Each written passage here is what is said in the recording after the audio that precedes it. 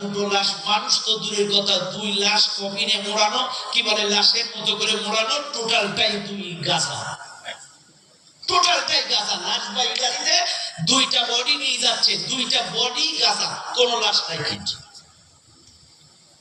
পেপারে আসছে লাশ ধরা পড়ছে, গাজার লাশ, কিন্তু এই মাল টাকা সেই জিনিসটা কিন্তু ধরা পড়ে নেই। কথা বুঝেন নাই?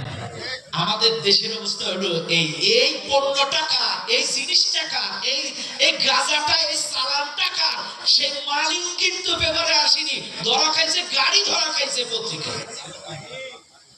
এই সালাম টাকা হেরে ধরা খাইনি। কথা কি ঠিক না ঠিক? আমাদের দেশের অবস্থা হলো এই। যাই হোক, আরো বলবো কিছু কথা। আসি এখন সাংবাদিকরা প্রশ্ন করছে, তা তোরা নারী পুরুষ একসাথে জিকির করিস কেন?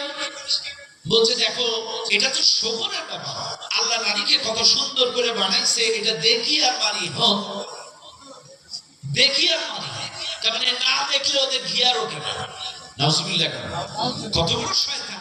নারী পুরুষ একসাথে জিকির করে বলে এটাও নাকি ইবাদত। আসলে পর্দা করা কি? আরো জোরে বলেন। আমাদের জন্য শুধু পুরুষের জন্য ফরজ না, নারীর জন্য ফরজ। আমাদের দেশের মানুষ মনে করে এটা শুধু নারীদের উপরেই ফরজ, ওরাই খালি বোরকা পরবে আর আমাদের কোনো ফরজ টরজ দায়িত্ব নাই। এটাই তো নাকি আল্লাহ কোরআন, قل للمؤمنين يغضوا من أبصارهم ويحفظوا فروجهم। আল্লাহ বলেন নবীজি, তুমি মুমিন পুরুষদেরকে বলে দাও তারা যেন চক্ষু নিম্নগামী করে, লজ্জাস্থানের হেফাজত করে। আল্লাহ পরের আয়াতে নারীদেরকে বললেন, وقل للمؤمنات يغضضن من أبصارهن ويحفظن فروجهن ولا يبدين زينتهن। নবীজি, তুমি মুমিনা নারীদেরকে বলে দাও তারা যেন চক্ষু নিম্নগামী করে, লজ্জাস্থানের হেফাজত করে, তাদের শরীরের সৌন্দর্য সাজসজ্জা যেন দেখায় না বেড়ায়। এখন প্রশ্ন আসতে পারে, শরীরের সৌন্দর্য সাজসজ্জা কি বোঝায়?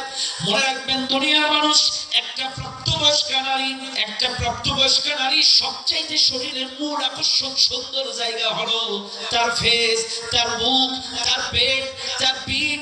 এটা হলো সবচাইতে আকর্ষণীয় সৌন্দর্য, সুন্দর অংশ। আল্লাহ বলছেন খবরদার, ওলা ইউদিনা জিনাতাহুন্না, এগুলো যেন তারা দেখায় না বেড়ায়, এটা কোরআন নিষেধ করলো। আবার এখন প্রশ্ন আসতে পারে, বেনাপোলের মানুষ, কিন্তু বেনাপোলের মানুষ যদি এগুলো দেখায় চাইলে কি হবে?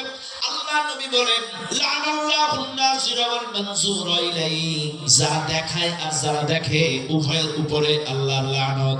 যারা দেখায় আর যারা দেখে উভয়ের উপরে আল্লাহর লানত। তার মানে হলো, আপনি স্বামী আপনার স্ত্রীকে লাল নীল বেগুনি শাড়ি পরা, টিপ একটা দিয়া গোটা বেনাপোল ঘুরা বেড়ালেন, তার মুখ বার করা, তার পিঠ বার করা, তার পেট বার করা, এইগুলো আপনি স্বামী আপনার স্ত্রীকে মোটরসাইকেলে করে ঘোরাবেন, অর্থাৎ আপনারা দুজন দেখালেন। আর গোটা বেনাপোলের পর পুরুষ দেখলো, যারা দেখালো আর যারা দেখলো উভয়ের উপরেই আল্লাহর লানত। বুঝছেন?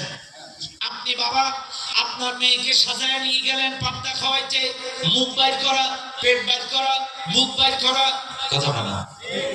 আসলে আজকে পহেলা বৈশাখ নিয়ে অনেকেই তর্ক বিতর্ক হচ্ছে সোশ্যাল মিডিয়ায়। আসলে বিশ্বাস করেন, নববর্ষ উদযাপন এগুলো কিন্তু শরিয়া অ্যাকসেপ্ট করে না। আবারও বলছি, রাসূল